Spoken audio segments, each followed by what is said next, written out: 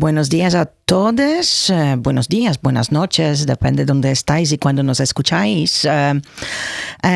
Estoy para esta conversación hoy dentro del proyecto Body Liberation, Micro Learning for Body Liberation, to be exact, cofinanciado por la Unión Europea con Alejandra de España. Hola, Alejandra. Hola. ¿Qué tal? ¿Cómo estás? Bien. Nerviosa, pero bien. Genial.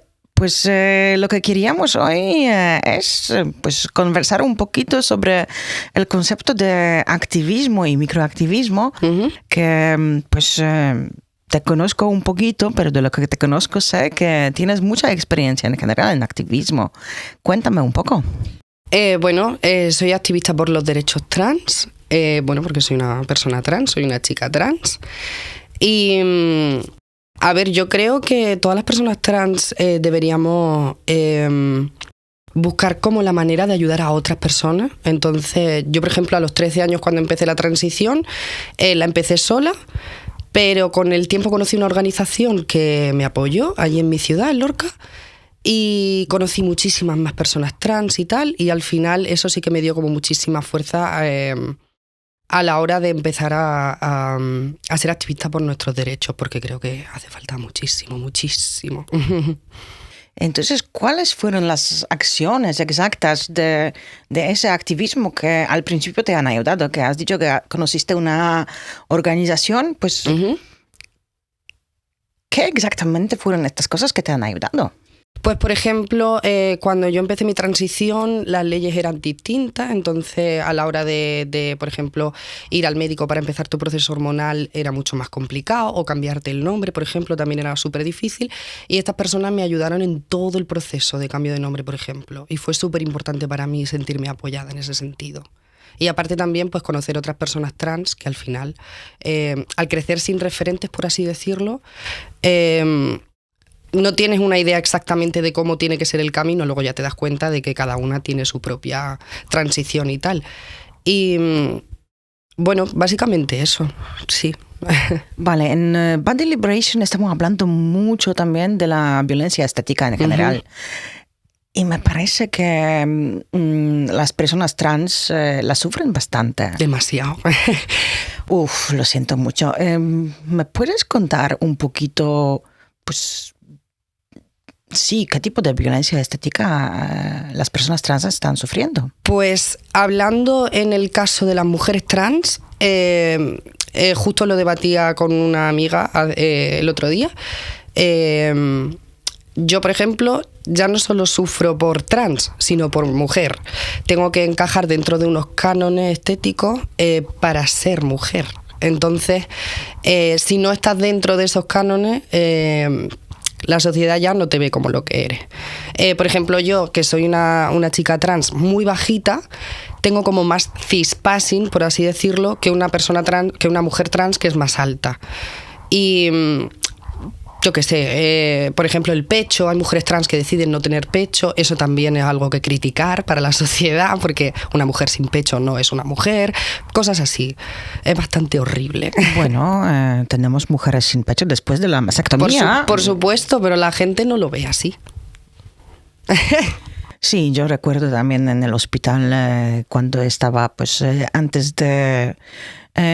cuando estuvieron decidiendo de tratamiento para el cáncer de mama, había el quirúrgico plástico ahí y he dicho, no. Tú dices ahora mismo que no quieres hablar conmigo, pero todas queréis hablar conmigo. Así es.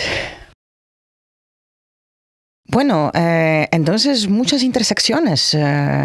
Sí, pero imagínate si fuera yo una persona, una mujer trans, negra o con algún tipo de discapacidad. Entonces ya sería eso terrible para la sociedad.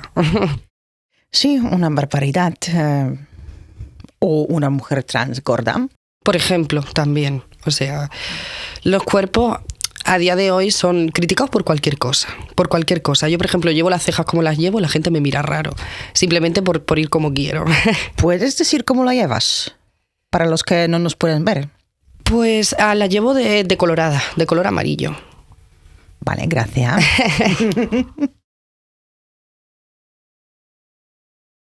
Y volviendo un poquito al tema de activismo, porque pues ya estuvimos hablando aquí durante este seminario que estamos aquí en Poznań mucho sobre necesitar de acciones, necesidad de activismo, trabajo con jóvenes, pues básicamente todas estas cosas. Me gustaría saber tu perspectiva, si podrías elegir pues 2-3 acciones para mejorar especialmente esta parte de la violencia estética que tenemos en general en la sociedad. ¿Qué proponerías tú? Pues ¿Qué propondrías? yo creo que lo primero, no prejuzgar a nadie. O sea, al final los cuerpos son cuerpos y ya está, ¿no? No creo que no hay nada más humano que eso. O sea, no puede criticar a una persona simplemente por cómo sea su cuerpo. Pienso que también apoyar, por ejemplo, a amigos tuyos que pertenecen a minorías o cosas así, también es súper importante, ¿no? Ayudarle a entender que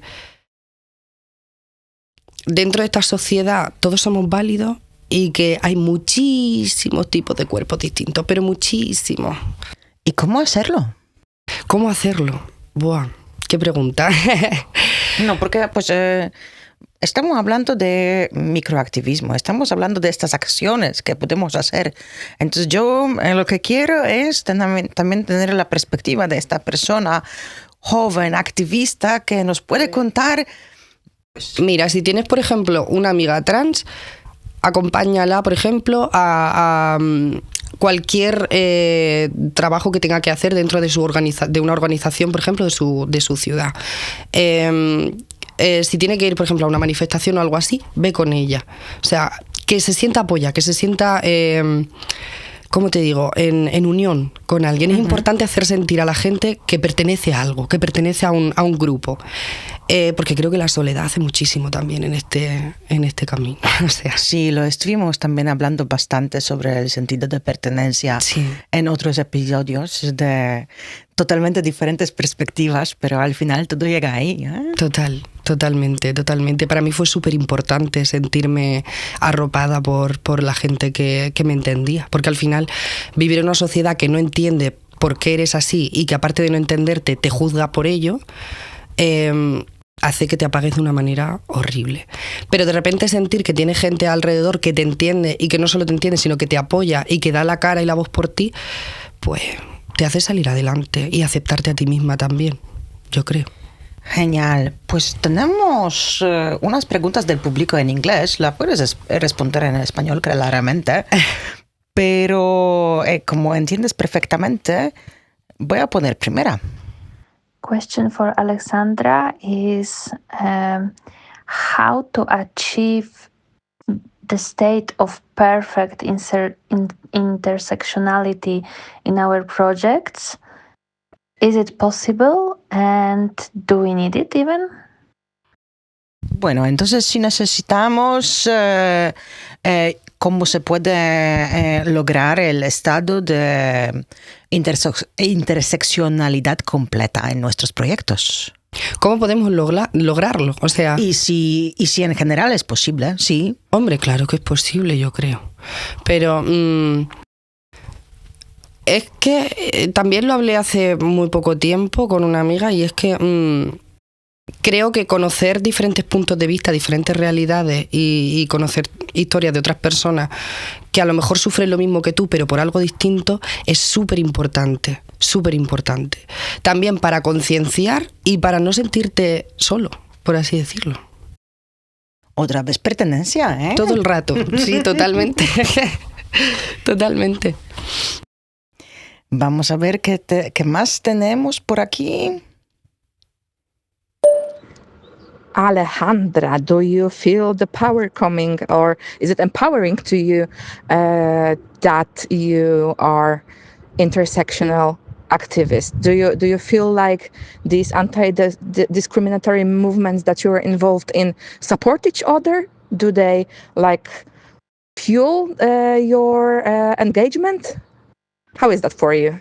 Lo has entendido, ¿verdad? Bueno,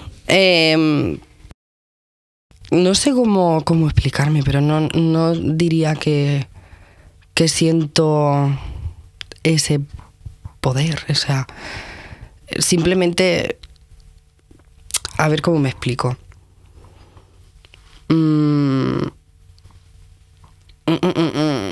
sé cómo explicarlo, no sé cómo explicarme.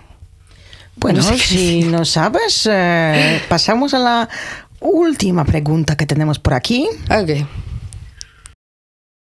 What would you say to a parent whose child is non-binary for them to rather understand their child and their feelings they are going through? Solo es un niño intentando ser. O sea, no hay que decir nada más, yo creo. Pienso que si un padre de verdad, un padre o una madre de verdad quiere a su hijo, sí que es verdad que te planteas siempre qué está pasando, no sé qué, a lo mejor no le he dado una buena educación, porque hay muchísimos prejuicios dentro de la sociedad. Pero simplemente déjale ser, déjale expresarse y hazle sentir que le apoyas y que estás ahí a pesar de todo. Y ya está, o sea, no necesitas nada más. Genial, me parece genial todo lo que estás diciendo y pues tu punto de vista tan válido y tan poco representado, siendo sinceras. La última pregunta que tengo por aquí, que en las preguntas de nuestra audiencia ha aparecido mucho la palabra de interseccionalidad. Uh-huh. ¿Nos puedes explicar qué es? Pues no sé cómo explicarlo exactamente. Son como un conjunto de minorías, por así decirlo.